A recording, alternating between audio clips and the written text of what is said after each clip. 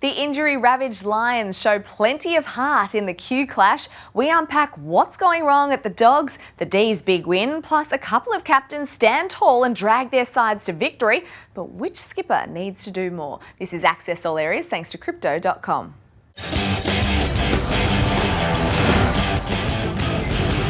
Great to have your company on Access All Areas. Damian Barrett and Matthew Lloyd joining me. Morning. Morning, Nat.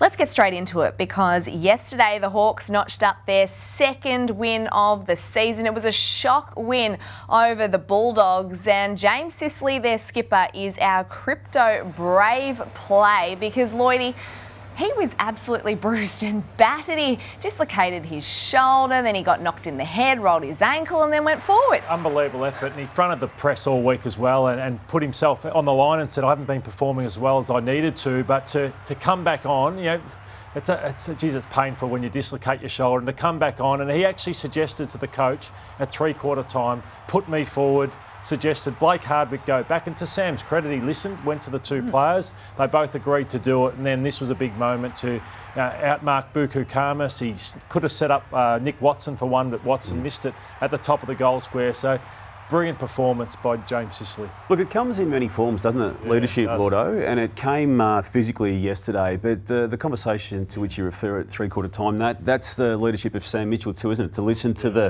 advice of what his captain is saying to him and to make the move and to get a much-needed win, because their season was going to be talked about very, very drastically badly if they weren't able to get over the line yesterday. Yeah, it certainly was a brave performance from James Sicily and a great win for the Hawks. One of the amazing storylines we saw too, Damo, yesterday was the debut of Cal Shadir. His dad, Paul Deer, a Norm Smith medalist at the Hawks, passed away from pancreatic cancer a couple of years ago. But so wonderful for him to hit the scoreboard. And the worry from the Hawks perspective going into the game was no Mitch Lewis and no Marby or Child to help him. And I think they were waiting for a moment, and there's no such thing as an ideal world moment in a game or a season of footy. He had to go it alone effectively in that big man space, and he looked at home, didn't he? I mean, he could have kicked three. The two he kicked were crucial goals, both needed at the times he kicked them. Yeah, there's a wonderful leap on him, and I think there's a lot still to come from Cal Shadir, who's just starting out. The Dogs, though, they're 3-5 now. Lloydie, where is it all going wrong? I think they just seem to lack synergy. You watch a team and you can sense that something's not quite right with them, and that's what you sense with the Western Bulldogs. I think still their midfield mix, they don't have enough depth through the midfield, so that's a concern for them. Their forward line, I just still don't think, when Waitman plays, they connect that well. Ewell Hagan, Aaron Norton, Cody Waitman, they don't seem to have the synergy there, and their back line without Liam Jones can look a bit average as well. So while the talent looks okay there, for whatever reason, they just don't perform like they should. The story out of this game does go down the Western Bulldogs path, and it may well go down the path for the remainder of the year now, because they weren't meant to be here. The review they had off-season, it reinstalled Luke Beveridge as coach, which was the right thing to do, but it put people around him so that he could coach, and that was meant to be the missing link in what they missed out on last year. It's not working that way to this point. They've still got time to sort it out, but it's getting away from them. If they don't make finals, they have a big call to make on Luke Beveridge, don't they? They don't contractually. They've dealt with that aspect of it, and I was endorsing of that at the point in time. People said maybe that the time was up. I feel when he made in his first 7 seasons both a grand final win and a grand final loss inside that time frame, you deserve the extension. I feel he's deserving of it, but having said that, Nat, the losses that are mounting now against teams that are meant to be far inferior to them, that this is the problem he's now got. Yeah, certainly is, and he acknowledged that after the game. Yeah, why the fluctuations again, and that's what we're working towards ironing out. I mean, attitudinally, the boys, they're up for the fight, but ultimately we're searching for our place in the competition, and we still remain optimistic and believe that we can, that we can still win, more than we lose. So the pressure now goes to all of club. It's Meet Baines as CEO. It's the board that made this decision last year to review and to bring in Peter Jackson as the outside consultant. It's to Matthew Egan too, who was elevated very, very quickly from a senior role into a very senior role, overseeing Luke Beveridge as coach, and obviously the director of football when it comes down to it, Chris Grant as well. These are the guys equally with Luke Beveridge that need to now tell the supporters and the club where they are at and what needs to happen, because it's not working. I think deep down Luke doesn't think, again, you saw him at the end, he was he was thinking as he was going, what we are finding our place in the competition and we'll win more games than we lose. So I can sense even there he was very cautious with the words. And you'll see the next 4 weeks that they've got Richmond, the Giants, Sydney and Collingwood. So I can only see them winning one of the next 4 and troubled times for the Dogs.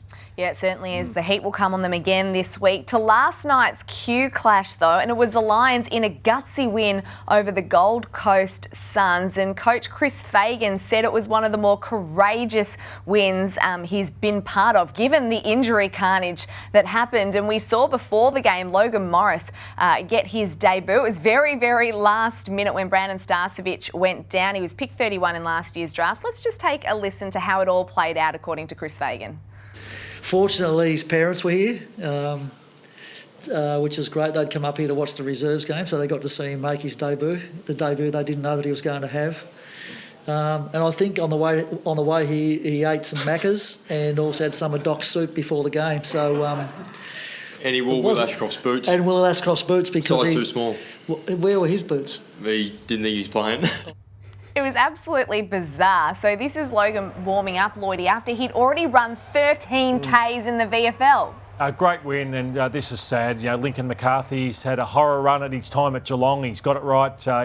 You'd think he looks like he's done for the season. And then Darcy Gardner, who also he's changed roles and he's also had a lot of injuries over his time. So he's right, Chris Fagan. That was a ripper win considering what they went through. It's a problem, isn't it, with those knees? Now, they're yet to be, as we talk on this early Monday morning, diagnosed officially as season-ending ACLs, but it looks likely that way. And you then add those names to the previous ACL sufferers at that footy club. Ashcroft from last season, Duday in the off-season, and Coleman back in round 1, 5. Now, I'm not a medical expert, and I don't know, but that's a lot of ACLs on the one list. Yeah, it certainly is. I mean, it's quite incredible. They lost Noah Answorth too to concussion, but it was the first half, Lloydie, that they really did the damage, the Brisbane Lions. Yeah, they were brilliant, and the Gold Coast were really, really poor. You know, look at these numbers. So they're beaten up, and full credit to Chris Fagan. They came in with a plan. Dunkley just destroyed Matty Rowell. Matty Rowell only had a couple of clearances, one of his worst games. They took care of him. Lachie Neale ran wild. Zorko nearly broke the all-time record in this century for the most kicks in a game. He's had almost 40 kicks. So it was just, as I said, as good as the Lions were, the Suns were equally disappointing. As we said before with James Sicily, leadership comes in many forms. It came yesterday, didn't it, with Zorko's performance. It did with Dunkley's performance on Real. Andrews was massive. And then it also came in the coach too, who does leave himself exposed to criticism. And I get it, but he stays true to what he believes, Lordo. And while we were wondering why he was relying on what he'd done in the past to sell the future, it actually was what got them over the line yesterday, just sticking to what they know and grinding it out. Too tough for the Suns yesterday. Well, it was really disappointing from a Suns perspective, and Damian Hardwick, the Gold Coast coach, spoke about it after the game, and I guess describing the gap that is now there between the Suns and the rest of the competition. Well, I'm 8 games in. How smooth did you think it would be? Not. It's going to be up and down. Like, that's the reality of where we're at. I think I've said we just want to keep our head above water till halfway. We know where the gap is. We need to get it better. We'll beat the sides, I think, around us, absolutely. We need to start getting off the porch and, running with the big dogs. We're not off the porch yet. Not off the porch yet, but when Damian Hardwick signed, do you remember that press conference where he was talking about, 80% of the premiership, the premiers are already on the list, and he was very bullish. I feel like the language has changed. Yeah, I do too. And you also line that up with what the chair, Bob East, said about this being a finals team. In their eyes, that's why they went and got Hardwick. Look, there's 15 matches to go. Let's see how it unfolds. But with the wins they've had against the lowly teams, they're not beating teams that are good teams, and that's to Damian Hardwick's point about the getting off the porch. So I don't see any improvement at all in that perspective, Lotto. I still see them outside the 8, and that's where they've always been. Damian may be hoping for the Adam Kingsley situation where it takes time for a team to adjust to what he's looking to do, but on yesterday, they're just not quite ready. Well, let's talk about the Dockers because they have consolidated their spot in the top 8 with a 54-point win over the Tigers at the MCG yesterday. They're 5-3 now, and it was Hayden Young and Caleb Sarong who did the damage in the middle. And Hayden Young in particular, Lloydie, his move into the midfield has just elevated his game. Yeah, sometimes it doesn't work for players where they're a good half-back flanker but just don't make it and be good enough as a midfielder. But he is that. He's added a great dimension to them. They had Fife as a sub, so they're going to look after him off a short day break. But he was what Richmond don't have, just absolute class through the midfield, which was a huge return by him. And Freo's forward line, Damo, so inconsistent. Some weeks they're on, some weeks they're off. Yesterday they were on. They've got something to work with. We're just highlighting this, just footy smarts of Jai Amos. We know he's got that. He kicked 41 goals last year in a team that didn't make finals. It's been a slower start for him this year. He's now got, with the 2 yesterday, 12 for the year. He's going to get up near that number again. But Tracy's the one, I think, Lotto, that has really produced the consistency. And it is a blueprint now for Justin Longmuir to work with. These two will take them somewhere. Yeah, we're going to talk about the biggest improvers in the game later in the show, and I think Tracy's right up there for what he's doing for the Dockers this season. I want to go to Saturday night football now at the MCG, and Melbourne, of course, became the first team to beat Geelong this season. And when it came to goal kicking, both sides were inaccurate, Damo. But when we look at Bailey Fritsch, when it mattered, he got the job done. Yeah, well, he made the ball talk, didn't he? And I think you think this was the goal of the round. I still think like Nick Dacos the previous night might be, but have a look at the control this man has on a greasy night with a wettish ball to use. No right. No, it just didn't. But you know that it's deliberate when it's him kicking it. And look, even just keeping the ball in play as he did, and to not have the ball go over the line and then to then do that, it's I reckon 10 people less in the comp could do it, no? Yeah, it's absolutely ridiculous. Bailey Fritsch, what a talent he is. So you'd have that Nick Dacos one over that, Dacos. just because of the context of the game. Yeah, and that's fair. the degree of difficulty, while it may not have made the ball talk as much as that, I think in the context of the game, yes. Yeah, I probably would take Bailey Fritsch because I like Fair that little slider and the way that it went. I want to look at how the game is coached tactically now. And Lloydie, what did you make of Simon Goodwin and what he did on Saturday night? Well, Chris Scott, we all know he's coaching amazingly well. He's probably the best coach in it. And there's a lot of confusion around what do you do with Close and Myers and Jeremy Cameron? Do you go up with them or do you wait back for them? And we saw Carlton, and Michael Voss was really disappointed last week where he wasn't happy with the defence. And look at all the Carlton defenders just scrambling because they went up. And watch Kemp here. He slips over. This is how concerned they are with what was going on. You see the young player there. They're all just stuck here. They just don't know what to do. Cowan, Akers, they're stuck. And that was his man that launches over the top, Zach Tui. Well, Melbourne thought, no, we're going to hold. And I watch here Stephen May. He sees Henry going up and says, Henry, if you want to have a kick out there on the wing, you can take it. But I'm going to wait in the dangerous spot and be like a goalkeeper in that situation. He wins that ball. So they didn't go with them and they thought, you've got to come through. So it forces Jeremy Cameron to rush his kicks. Look at all the numbers that were waiting back, including Max Gawn. So they thought, we're going to make this a low-scoring scrap. And that's what Melbourne are very good at doing. Even this kick, he leaves Tom Hawkins really well. So they intercepted, they read the play really well. They made it congested. They made Melbourne run into Geelong run into a lot of numbers. I've never seen Geelong hack the ball as much as they did in this game due to the confusion. So there was pressure on the ball carrier and Melbourne held their numbers, Nat, rather than take up players and have them get you back running towards goal. And Damo, when the game was there to be won, it was Melbourne skipper Max Gawn who stood tall once again, as we've seen on a number of occasions. Immense, 9 disposals in that final term, 3 marks, 4 clearances and a goal. Yeah, and have a look at this goal too, Nat, from long range, 55 Look, the 6 matches that the Demons have won, he has been outstanding in them. I would argue, Nat, he's in career best form, and we know that he's already got 6 All-Australian jackets. He's on track for a guaranteed 7th, and the only 2 games that they've lost, he was down in. Once he was really, really badly ill in with a flu-type symptom in the opening round against the Sydney Swans, and then in the round 5 loss to Brisbane Lions, he was also down. But outside of that, he's been superb. And to Lloydie's point with the vision there about the Melbourne defence, he was filling those holes as well. Oh, he's a superstar. I've watched him train sometimes, and he runs with the midfielders. So the guys like the midfielders, the prime movers, he can keep up with them. So that's where he sets himself apart from the rest. Just on the Cats, Lloydie, I wanted to ask you about Tom Hawkins. He hasn't kicked a goal in 4 weeks now.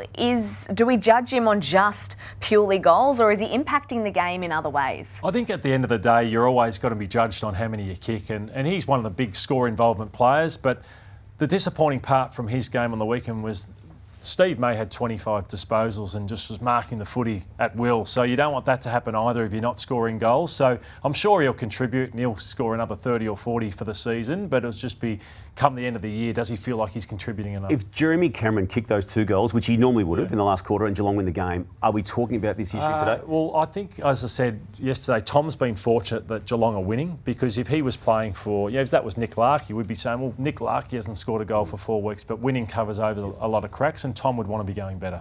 Well, the Sydney Swans have bragging rights after defeating the Giants in the Sydney Derby. They're now 7-1 on top of the ladder, and it was Will Hayward who broke the game open in the third term. He kicked 3 goals to spark the Swans to victory, and Damo, he's probably the one that maybe we spoke about on AFL Daily too, that he might be one player that gets squeezed out potentially with all the players that the Swans have managed to re-sign. From a financial point of view, that is indeed the case, Nat. He's yet to re-sign. They've signed everyone else of note. He is a player of note. I know John Longmire absolutely loves him, and he can demand a fair bit more than what he's going to get to stay on the open market. There's keen interest from the Adelaide clubs, but he's such a clean ball user and so important to what they're about. They are, and you look at the premiership model of what you need to win a premiership, and you ought to be top 4 for attack and defence. And look at this, so they're number 1 for points for with 103, and yet they're number 3 for points against. So they're going really well and deserve their top spot on the ladder. Yeah, they're certainly strong across the board. The Giants, though, they lost one of their most important midfielders in Tom Green to an ankle injury. Now,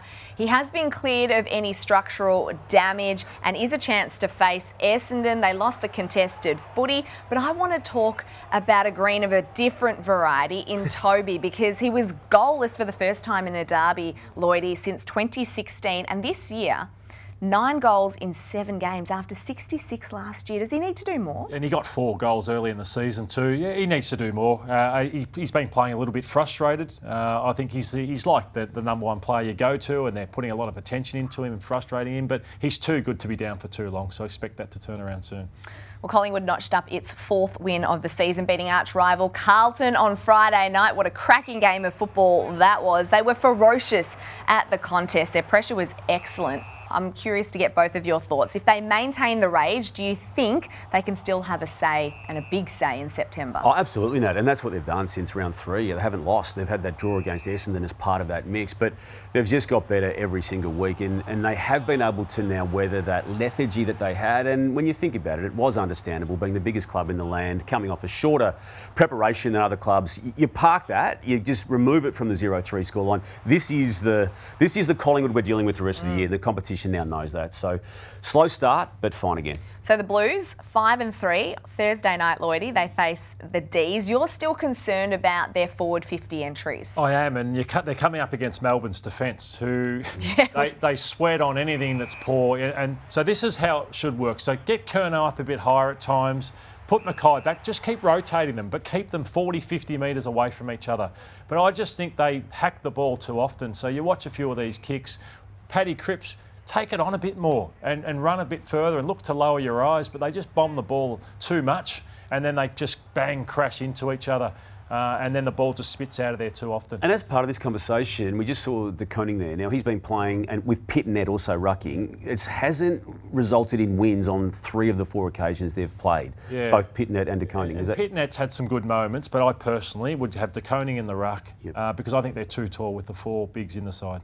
So the Bombers, they won their 5th game of the season, a narrow victory over West Coast on Saturday night. Essendon skipper Zach Merritt was outstanding, but Lloydie, you want to highlight Kyle Langford, who's had a really impressive season. Yeah, we had Bailey Fritsch, that freak goal earlier, Nat, and I feel like he hasn't been around as long as Fritsch, nowhere near enough, but he's the type for me that you know what you're going to get from him every week. So he doesn't need to be big disposals. Bailey Fritsch only needs to touch it 10 times, he'll kick you 3 goals, and I think Langford has become the best forward at Essendon, and he's not the size of Peter Wright or Tom Hawkins or anything, but he's their key player. He only got the go in the position when Wright went down early last year, didn't he, Gordo? Yeah, and it wasn't going to be a consideration to play him in this key way. But the biggest surprise of the year was his miss late in the Anzac Day game, because he's the most reliable kick in the competition. And just on the Eagles, Elliot Yeo, we just saw his rejuvenation, I guess, and he's been so unlucky when it comes to injury. His 200th game, Damo, and he does a groin, and what is it? I think it's something like 45 games in the last 5 seasons he's played. It's sad in that footy sense, isn't it, given how much ability he's got. And he, Reid and Waterman, I feel, were the 3 players who led the West Coast way out of the doom and gloom, and now he's not going to be there for some time. And I think that's one of the thrills of the season, is that they're competitive again, and you want that. And the worry now is, I look at disposal winners, so it puts a lot of pressure on Duggan, Tim Kelly, and Harley Reid and Ginbey to go well without him. Well, with Harley Reid doing the double fend-off on Saturday night, no need to worry. Let's get on to quick hands. Lloydie, the first one for you. Is Darcy Wilson the most exciting prospect to be drafted by the Saints in recent memory? I'd say equal footing with, I love Owens. Owens isn't quite there at the moment, but those two, no doubt about it, they're exciting. Damo, is Harry Sheezel's 24 disposals further up the ground against the Saints more impressive than his 40 behind the ball? Oh, yeah, it's more impressive by a rate of double, Lordo. They're a chance to win a game of footy with him playing in the middle, not down back. Hey, Nat, Jake Saligo, has he been the biggest improver? He's been an improver, very, very good in the middle for the Crows, similar to Hayden Young, but I'm actually going to say biggest improver, Jake Waterman for the Eagles, 24 goals, equals second on the Coleman for mine. Did goal kicking, Lloydie, hurt Port Adelaide, or are there bigger issues going on? Bigger issues, I think we've seen for too long. They aren't quite good enough. And I think they're not going to be good enough again this year. They were fumbly, and the Crows were far more efficient with finding easier ways to score throughout the night. Damo, after that loss to Geelong, are you still drinking the Kool-Aid? The loss by Geelong. I am, Otto. Yeah, look, Jeremy Cameron should have kicked those 2 goals. They would have won the game. And in fact, I'm going to double down. I might have another little dose of it later on. Of course. Yeah. Did this fan, Nat, now this is to you. Yes. Did this fan go too far? How cute is For a that? footy? Look, I'm a sucker for a little baby in a footy outfit, a footy onesie, but the players didn't know what to do with that. Did you see James Sicily was like, he high-fived his stomach. Would you have wanted Evie to be handed over to James? To sit in a premiership cup, Yeah, but that's it. But yes, I think the fan went too far. Now, this is usually the time of the show where we check into our crypto.com footy tipping leaderboard, but we're not doing that because, we're boycotting. Why? Well, I think it's a disgrace, Lloydie and I, so we're going to do something else and take a look at another winner. The showdown on Thursday night, this was 3/4 time, and one fan had the chance to kick their way to LA thanks to crypto.com. Jacob Arbin there, getting the shot done. That is ridiculous. Do you reckon you could have done that, Lloydie? No, I don't think so. That's a great kick. Great kick. He looks like he's got some good skills, Jacob. So and he slipped over. Slipped over as well. I know. What a story to tell, and he's going to enjoy a very nice holiday to LA. And that is all we have time for today. Thank you so much for joining us on Access All Areas. Enjoy the rest of your week, and we'll see you next Monday.